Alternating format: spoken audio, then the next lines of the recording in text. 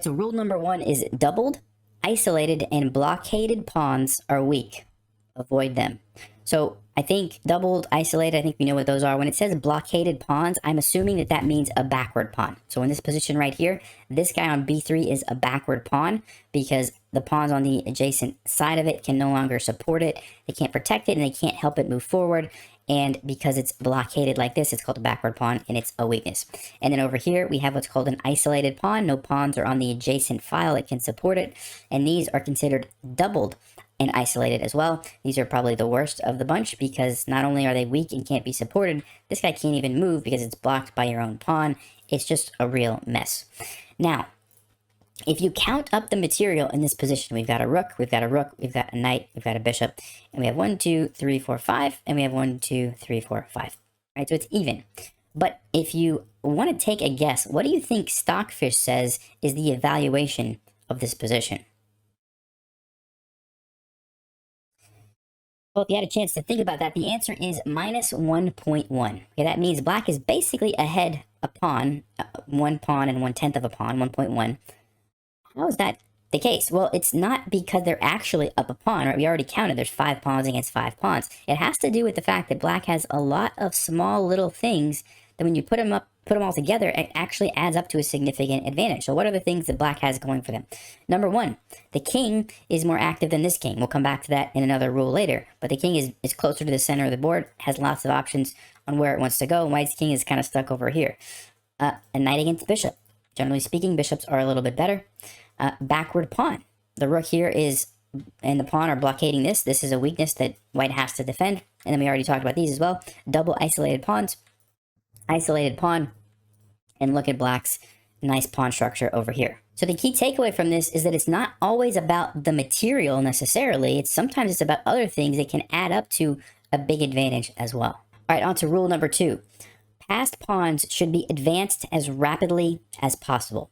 So this one, I was kind of surprised to hear, although it does make sense, but there's a word of caution here. So here's a position, it's white to play, and according to the rule, passed pawns, which would be this one, should be advanced as rapidly as possible. That means you should start pushing it down the board, right? There's one caveat to that, and the catch is you have to be careful you don't push it too fast to where it just gets captured. So for example, if we were to play h4, king goes here, and we play h5, we're just giving away the pawn for free. Black's just going to go there and take it, right? And, it turns out we can actually still win the game doing that, but you do have to be careful.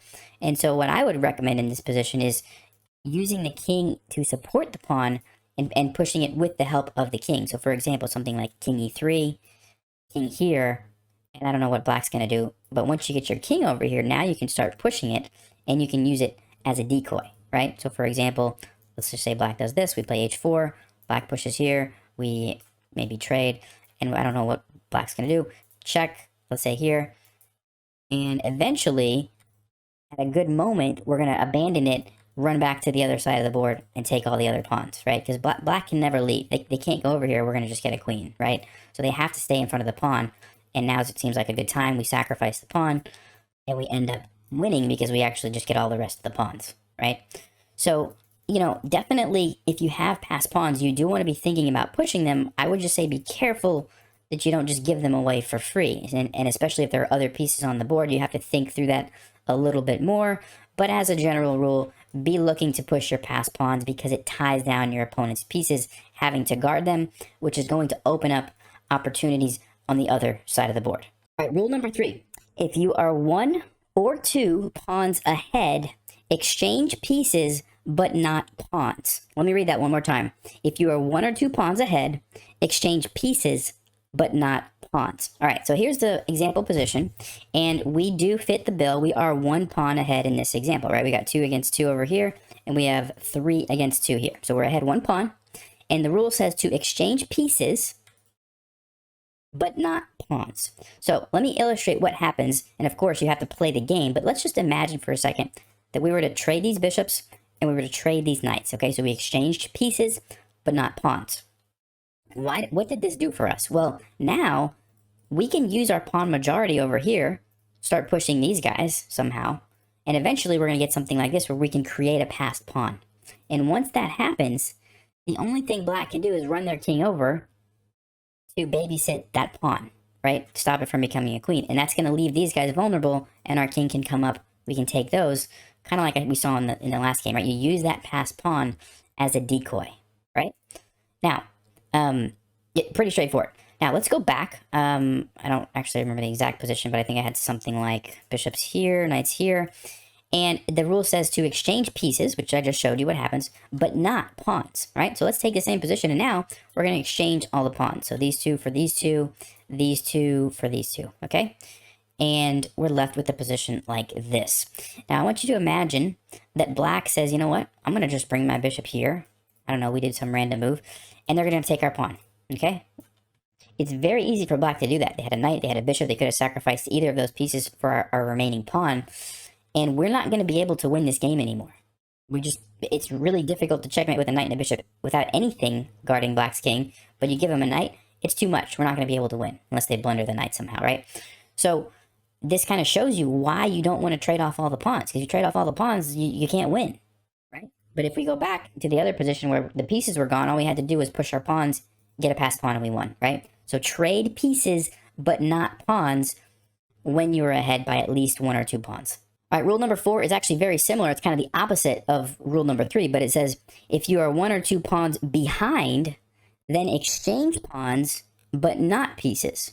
So I've taken the same exact position that I just showed you, but I flipped it to where now we're looking at it from black's perspective. So now we're behind, right? We're the one that only has 2 against the 3. So what are we supposed to do according to this rule? Exchange pawns, but not pieces, right? And it's for the same reason. If we can exchange all the pawns, these guys go away, these guys go away, and we have some pieces left. Sorry, these would be gone too. We have some pieces left. All we have to do now is sacrifice one of these for this pawn, and it's an easy draw, right? So that's the game plan when you're behind 1 or 2 pawns. And then obviously the other rule we just looked at was the reverse if you're ahead. All right, number 5. If you have an advantage, do not leave all the pawns on one side. So I think what they're trying to say in this one is that if you're ahead, like in this position, we're ahead a pawn, do not leave all the pawns on one side, meaning it's good to have pawns on both sides of the board. You don't want to have just pawns only on, this side of the board and none on the other side.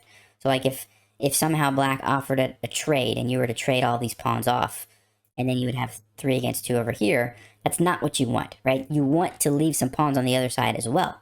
And if you think about it, when we were creating this passed pawn, black's king was going to have to, be running over here, let's just say. And to stop it, we want to be able to use our king now to come up here.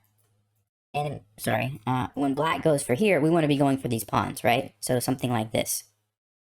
This is how we're going to be able to win. We're going to take these and get a queen, hopefully before black does. Now we have to kind of calculate and make sure that works. I think we would win this. But that's kind of the idea. If there's no pawns over here, it's going to be easier for black to potentially get a draw. Okay, so when you have an advantage, try to make sure that there are some pawns on both sides of the board.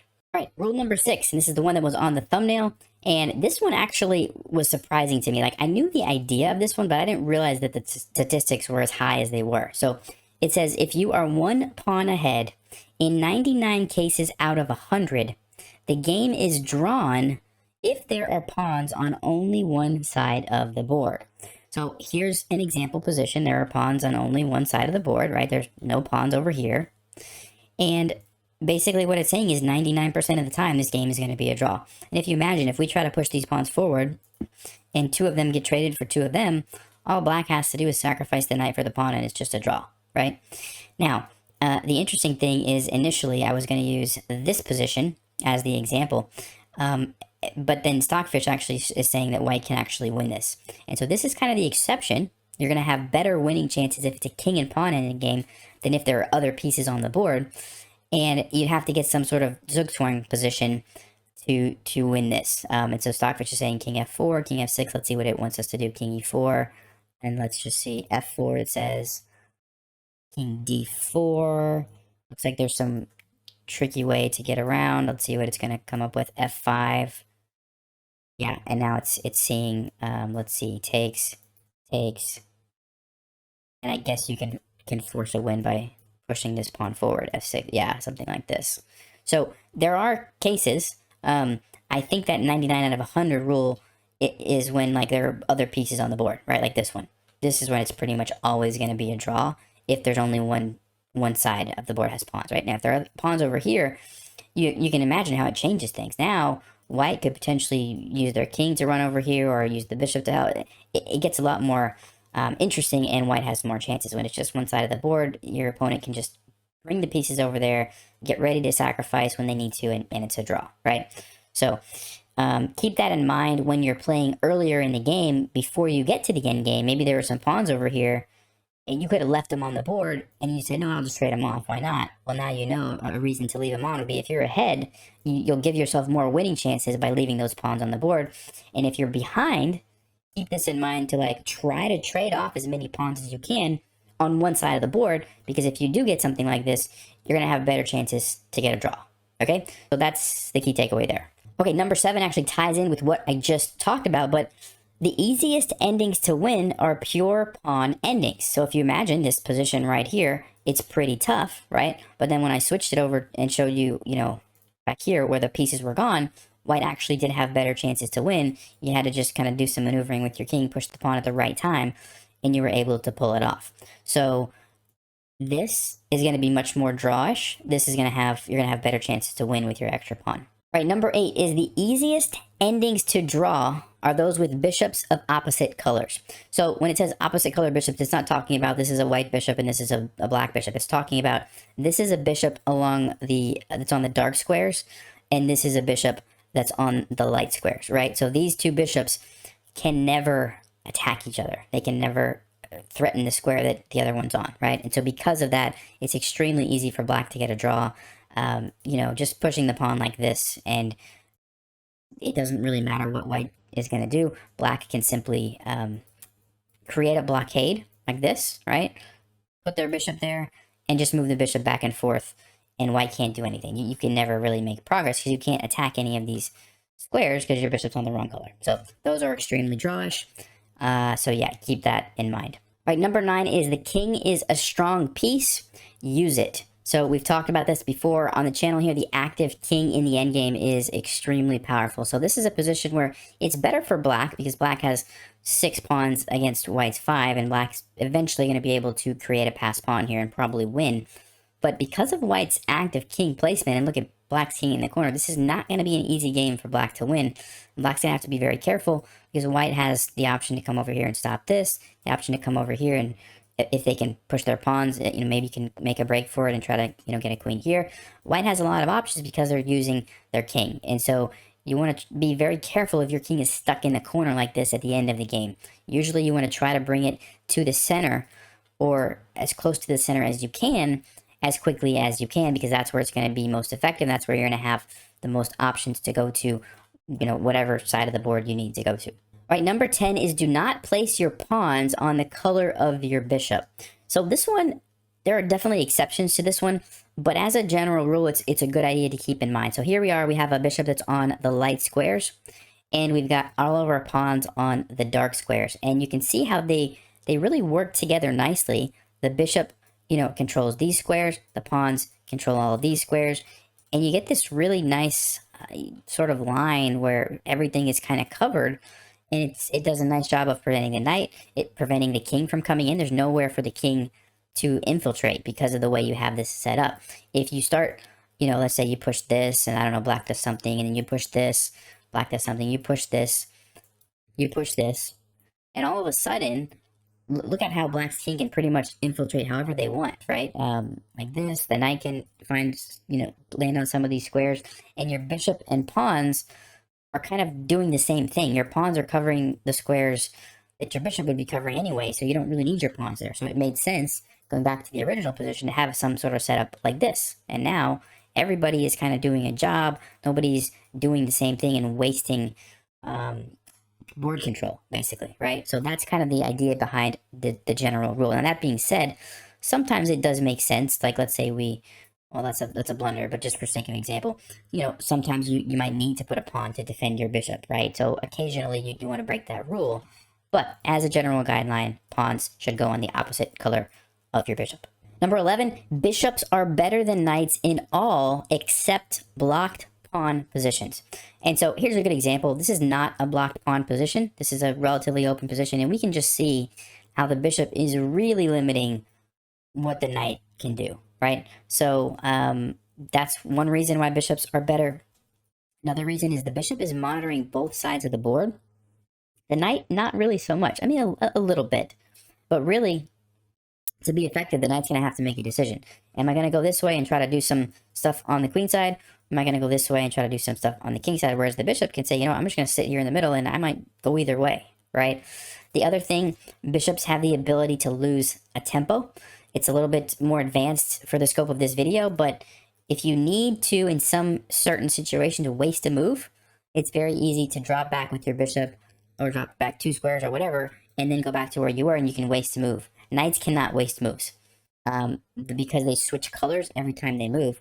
You just can't waste a tempo with a knight. That's one of the drawbacks of a knight. So you put all those little things together, bishops are slightly better, unless, okay, the exception was unless it's a locked position, which this is not. But if all the pawns got locked up somehow, that would be a different story. All right, number 12, 2 bishops versus a bishop and a knight constitute a tangible advantage. So this one I was actually curious about. I wanted to see like how big the advantage was. So I just set up this random position, tried to make it as equal as I could, except gave white the 2 bishops and black just has 1 bishop. And Stockfish says it's plus 0.5. So it's basically saying it's half of a pawn of an advantage for white. So I thought that was pretty interesting, which I guess you could say that's a tangible advantage. It's not a ton, but it is something. And the bishop pair is actually very, very good because you can control the entire board with your bishops. If one of these gets traded, then, you know, it's easy kind of for your opponent to blockade along the other color square. So anyway, I guess keep that in mind. I think in practice, my experience has been it's not easy to make the most of the bishop pair. But if, you know, in the right hands, it can be, and it is a slight advantage if you can have the bishop pair against like a bishop and a knight, or against 2 knights would be even better for the bishops. All right, number 13 was a little bit of an interesting one. It said passed pawns should be blockaded by the king. The only piece which is not harmed by watching a pawn is the knight. So it's kind of like 2 different principles in one, and they're both a little bit unrelated. It seemed like it's because it says, okay, blockade the pawns with your king, but then it says knights guarding the pawns are not the one, you know, are still effective, basically. So I'm not exactly sure what that means. I've heard that knights are good defenders or good blockaders of passed pawns. So like in this example, you know, if you put the knight there, the knight is going to be effective because it can jump over pieces. It doesn't matter like how many pawns or whatever kind of in front of it, it's still going to be effective. Now, oh, right. In this position, that's actually a big blunder.